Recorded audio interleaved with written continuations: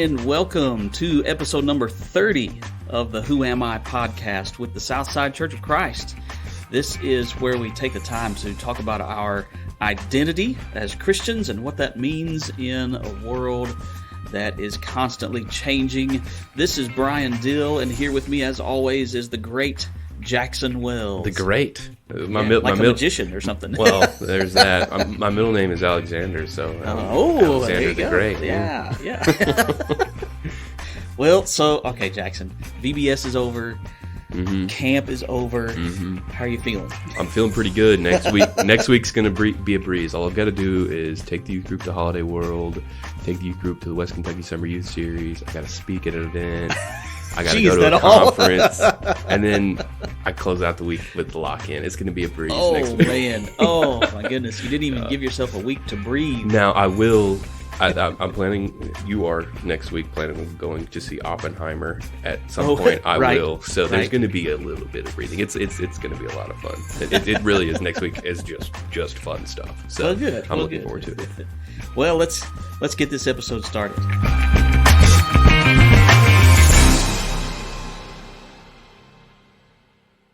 All right, so I've got some random facts for you, Brian. Love it. Do you know what podophobia is? I mean, I could take some guesses, but they would all be wrong. And I want to hear a guess. Fear of marijuana. No. P-O-D. Oh. Fear of peas. No. Two peas in a pod. No. Right. Yeah. No. One more. I'll give you one more guess. Fear of. I can't think of what it's called. When people go live in the fear of biodomes. Fear of biodomes? I've never heard of that one. They specifically avoid biodomes. Right. No. Podophobia is the fear of feet. And people will... And it's P-O-D? I don't know why. Okay. I mean, I guess because... it's pedestrian. You're walking, I think that has something to do with it. I don't know the language, but it takes its form in various ways. People can get angry when discussing feet. They just don't like doing it. And for some people, it can be as detrimental as you don't want to or can't take off your own shoes and socks. Oh, like ever? Yeah. And oh, man. Yeah. So that's a debilitating disease. Yeah. So, yeah. You have to get somebody else to take your socks and shoes off all the time. My goodness. Podophobia, in case you needed to know. What do you think the record for the longest combined total of toenails is? Oh, gross. Yeah. What are we doing? Yeah. So if anybody is listening and has podophobia, they're done. Yeah. They're turning this episode off right now. I'm so sorry. Oh, man, I don't know. 3.5 feet. Combined. Right. That means all 10 toes. There's a lady in California. Her name was Louise Hollis. And combined, 87 inches. That's gross. Yeah. Why? Yeah. Disgusting. Yes. Disgusting. I mean, what's the point of that? On average, 8.7 inches per toe. And I feel like that has to be just because she wanted to be in the Guinness Book of World Records. I think it was. She saw either a news story or something about it, and she started growing her toenails out because of that. But you can't walk around like that. She only would walk barefoot, or she would walk in shoes that were at least 3-inch platforms. That way her toenails would not drag the ground. That's so gross. Yeah, it is. It is. And I don't have podophobia. Yeah, it is just gross. It's just gross. Now you can paint them and do all kinds of cool designs if they're that long. I guess. But have you seen, doesn't it start curling? A little bit. That's just nasty. Yeah. All right. So, staying on the theme with feet. This one's not as gross. Okay. Have you ever heard of firewalking? Well, sure, like tribal, going across, proving your Yeah, whatever. So, firewalking, I can remember as a kid, I watched like this little like mini documentary on it, probably on the Animal Planet of all places, maybe Discovery. I don't know. Doesn't matter. And they were talking about it, and there was the host of the show was going to do a firewalk. Right. And they like went into the physics of it, and it's actually pretty easy to do. Not that I want to do it, right. And there's a reason. I mean, because we're really talking about hot coals, right? It's not actual fire. Yeah, you make a fire and it burns down, and then you walk across the holes. The trick is physically, it's fairly easy. You can't walk too fast, because if you walk too fast, you put too much pressure on your feet, and your feet go into the coals, contacting the coals really that's bad. Violently, and it can cause a burn. If you walk too slow, then you're giving your foot more time to contact the coals, thus leaving a burn. But if you walk just the right speed, the Goldilocks speed, right, then you can get across the hot coals without burning your feet. The world record for the longest coal walk or fire walk. The longest in length? Yeah. He walked. This guy, his name was, I believe it was pronounced Saba Karekis.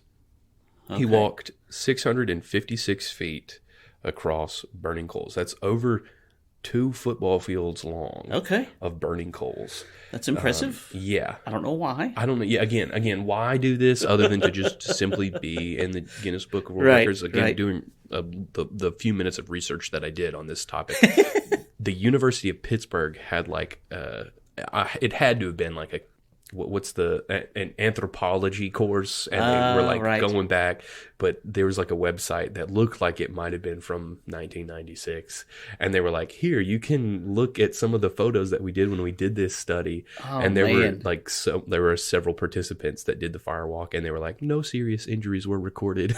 I was like, they just didn't record them. yeah.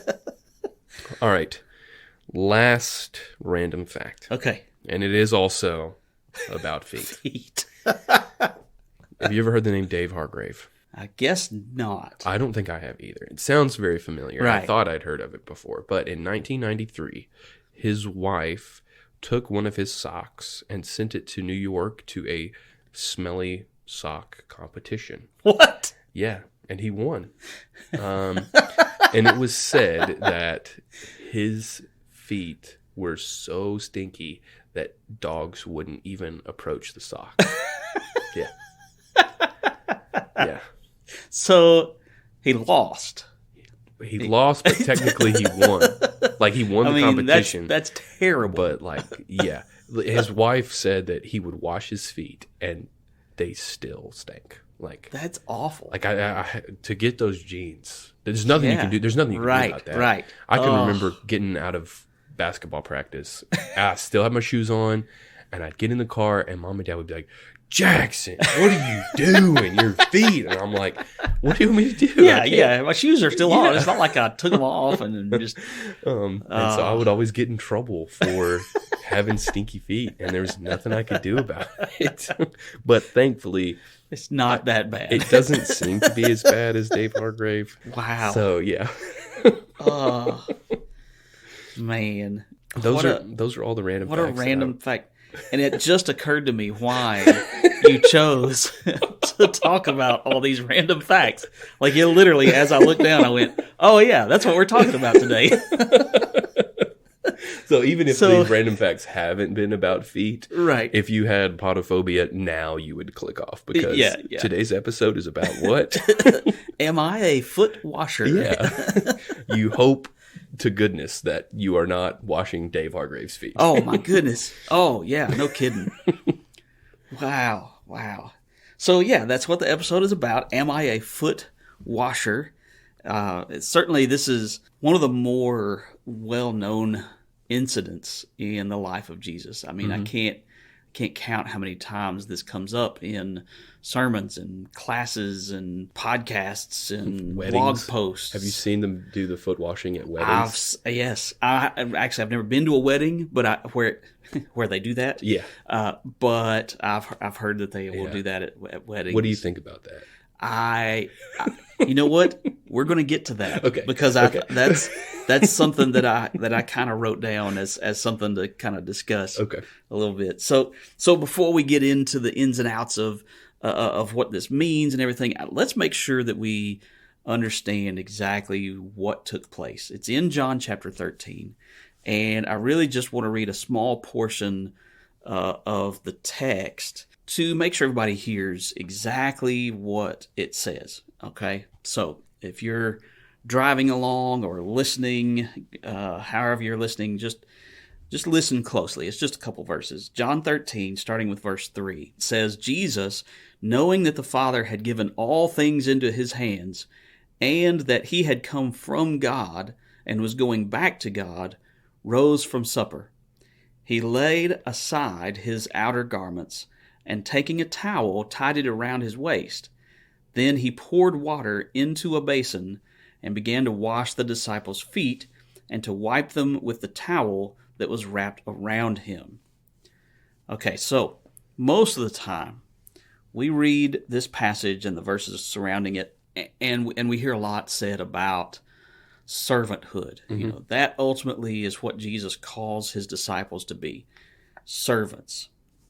Above all, they need to be servants. And that's great, and that's true. And this is a valid example of Jesus' willingness to be a servant. But instead of talking in more general terms like that, which I think we can do too often, I think it's important that we focus on some very specific aspects of what takes place here in John 13. And so that's what we're going to discuss today is some more specific details and what that means for us today. Right.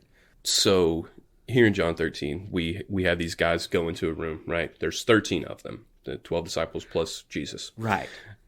Everybody in that room knew that everybody in that room's feet needed to be washed. Right. And stanky. Yeah. And that that's not something we think about anymore. Culturally different. We have shoes that cover our feet and right, mostly mask the smell unless you get done with basketball practice.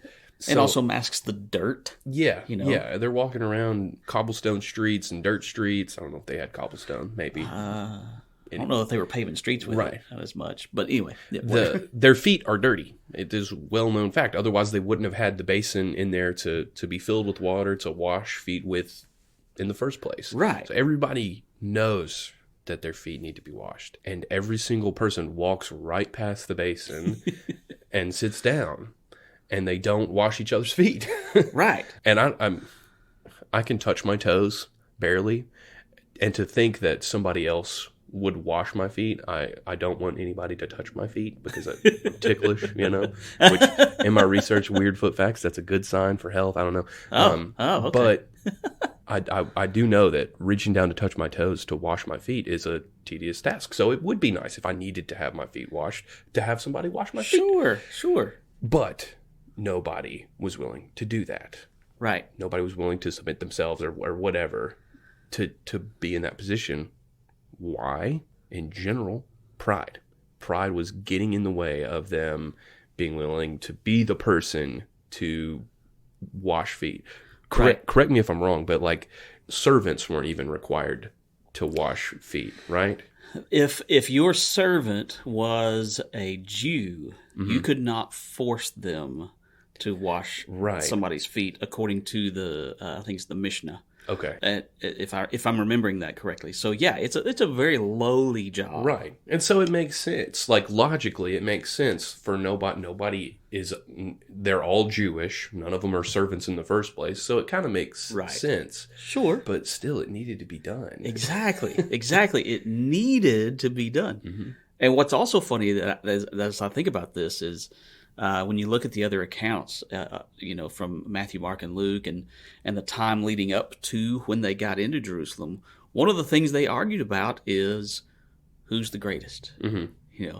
Who's going to be the greatest in the kingdom when Jesus established his kingdom?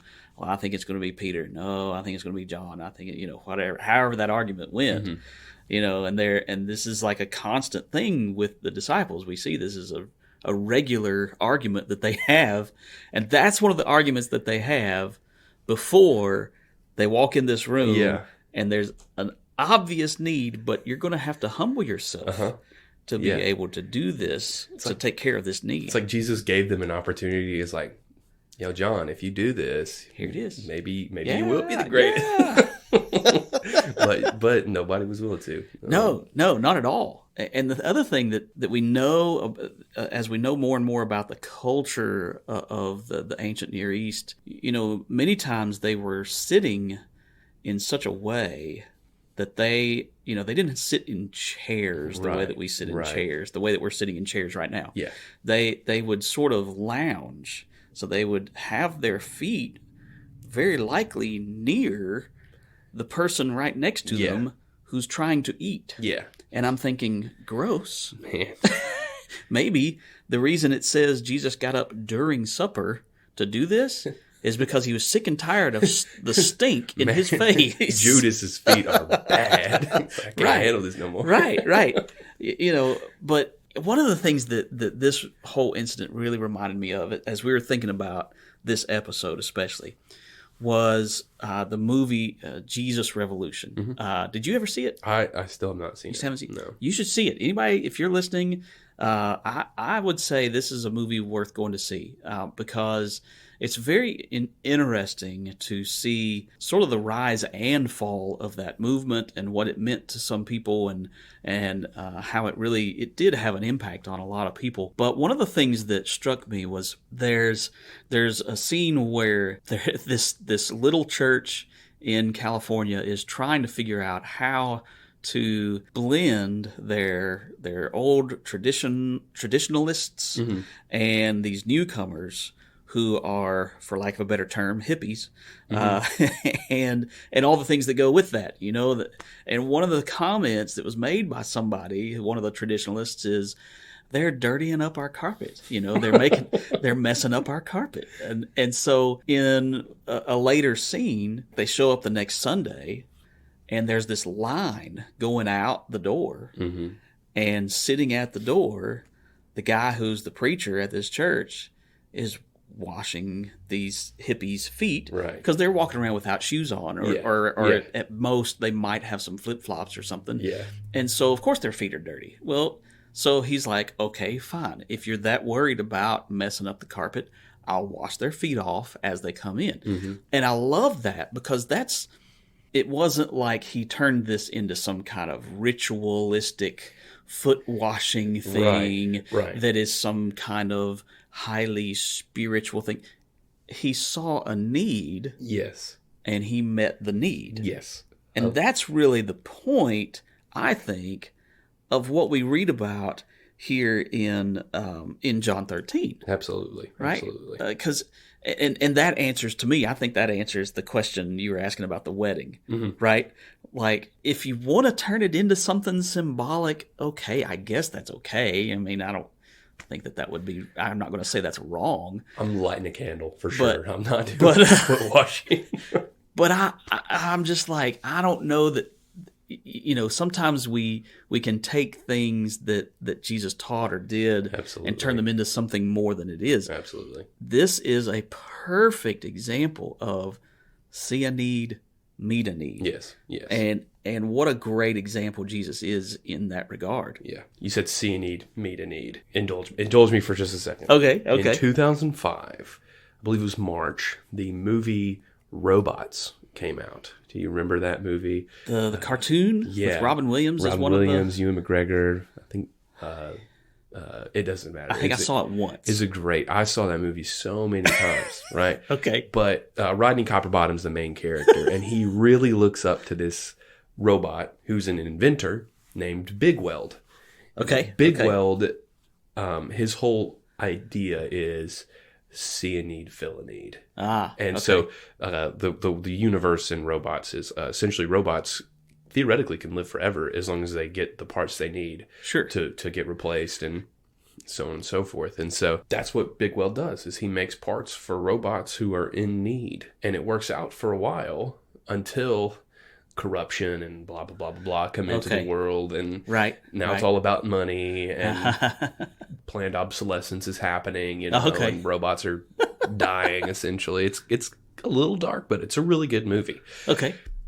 And I think that a lot of what happens in that movie can be, like, happen in real life. Like, we read this text, and we see, like, wow, that servant idea. Like, that's great. But then we do it for a little while, and then we end up not doing it. Sure. And so I love that movie and the idea of see a need, fill a need. Yeah, we can see a need and we can fill a need, but we've got to be willing to take action to do that. Right. And if we don't, then robots are going to die.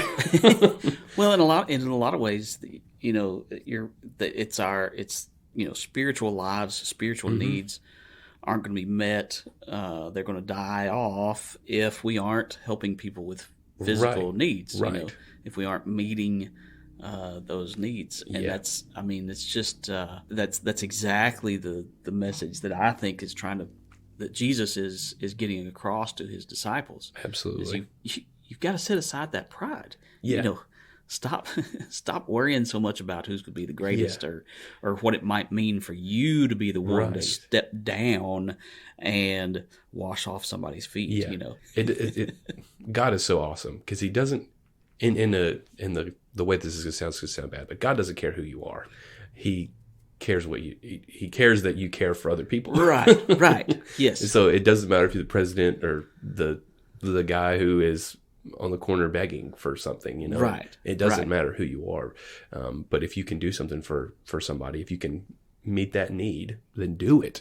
Absolutely. After this incident, after the foot washing of Jesus, in the same chapter, in verses 34 through 35, this is what it says. Jesus is talking, and he gives us a new commandment. A new commandment I give to you, that you love one another just as I have loved you. You also are to love one another. By this, all people will know that you are my disciples, if you have love for one another.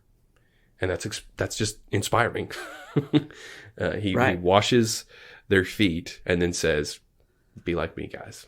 Right. Be like me. And we know that we should love like Jesus, but pride is what keeps us from doing that. Or there's some ulterior motive, there's some corruption, there's some sin, or we've convinced ourselves that we don't have to meet this person's need. But there is a deep-seated relationship with showing love and meeting the needs of someone else. Absolutely.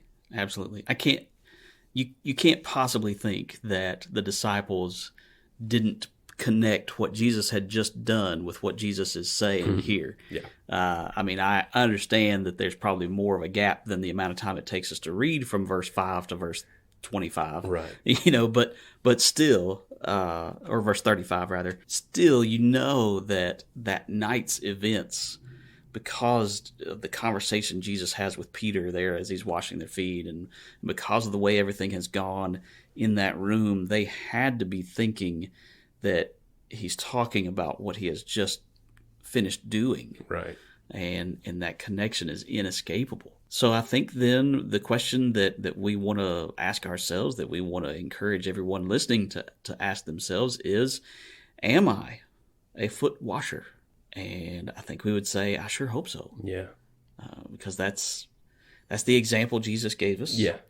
That's then the command essentially that Jesus has given us in the idea of loving others the way he has loved us. Yeah. The willingness to meet a need.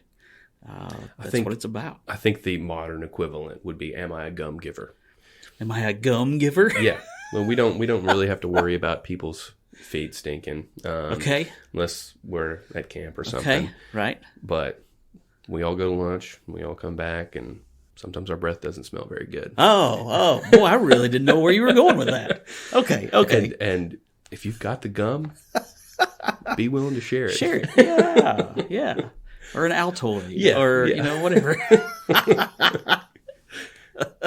Right. Yeah. I mean, just, and whatever the need is, we've got to be willing to meet that, whatever it takes, because a lot of times it is that humility that we struggle with, and that pride that gets in the way of us actually meeting people's needs, or assumptions we make about the people, or lots of reasons, lots of excuses, really, is what it amounts to. Exactly. Is what we give. Yeah. It's my last piece of gum. Right.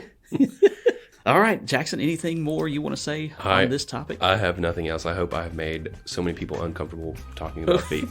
No, and we hope that if you have a fear of feet, you made it through this episode. Yeah. I'd be surprised if you did, but good for you if you did. Well, we want to thank everyone for listening, whether you have a fear of feet or not. We appreciate your attention to this week's episode, and we hope that it was something that is helpful to you in your growth as a Christian and your continued growth in your identity as a follower of Jesus. Have a blessed day.